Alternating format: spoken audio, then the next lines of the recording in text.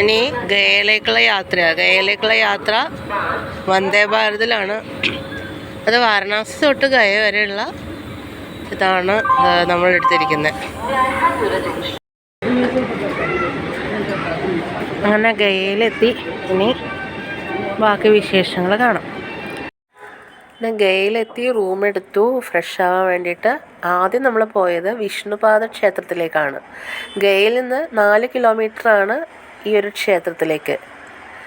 ഇതും ഫാൽഗു നദിക്കരയിൽ സ്ഥിതി ചെയ്യുന്ന അതിപുരാതനവും പ്രശസ്തമായൊരു ക്ഷേത്രമാണ് വിഷ്ണുപാദ ക്ഷേത്രം. ഇതിൻ്റെ ഐതിഹ്യം എന്താണെന്ന് വെച്ച് കഴിഞ്ഞാൽ, ഗയാസുരൻ എന്നൊരു അസുരൻ ഉണ്ടായിരുന്നു. അപ്പോൾ അസുരനെ പാതാളത്തിലേക്ക് ചവിട്ടി താഴ്ത്താൻ ഭഗവാൻ വിഷ്ണു തൻ്റെ പാദം അസുരൻ്റെ നെഞ്ചിൽ അമർത്തിയെന്നും ആ പാദമുദ്ര ഇവിടെ പതിഞ്ഞു എന്നുമാണ് വിശ്വാസം.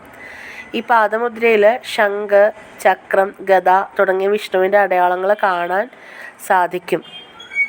അതുപോലെ ഏകദേശം 40 സെൻറ്റിമീറ്റർ നീളമുള്ള ഈ പാദമുദ്രയിൽ ഒരു വെള്ളിത്താലത്തിൽ സംരക്ഷിക്കപ്പെട്ടിരിക്കുന്നു എന്നും പറയുന്നുണ്ട്.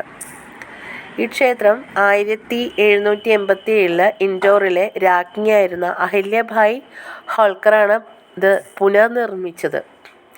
അതുപോലെ കറുത്ത ഗ്രാനൈറ്റും കല്ലുകളൊക്കെ കൊണ്ടാണ് ഈ ക്ഷേത്രം നിർമ്മിച്ചിരിക്കുന്നത്. വളരെ പോസിറ്റീവായിട്ടൊരു വൈബുള്ളൊരു ക്ഷേത്രം കൂടിയാണ് ഇവിടെ. 100 അടി ഉയരമുള്ള ഈ ക്ഷേത്രത്തിന് മുകളിൽ 50 കിലോ സ്വർണം കൊണ്ട് നിർമ്മിച്ചൊരു പതാകയും ചക്രവും ഉണ്ട്. ഇതാണ് ഇവിടുത്തെ നമ്മുടെ വിഷ്ണുപാദ ക്ഷേത്രത്തിലെ വിശേഷം. ഇവിടെ നമുക്ക് ഫോൺ അകത്തേക്ക് അലൗഡ് അല്ല. ഇവിടെ പകുതി ക്ഷേത്രത്തിലും അങ്ങനെ തന്നെയാണ്. അതുകൊണ്ട് ഇത്രയേ ഉള്ളൂ കേട്ടോ.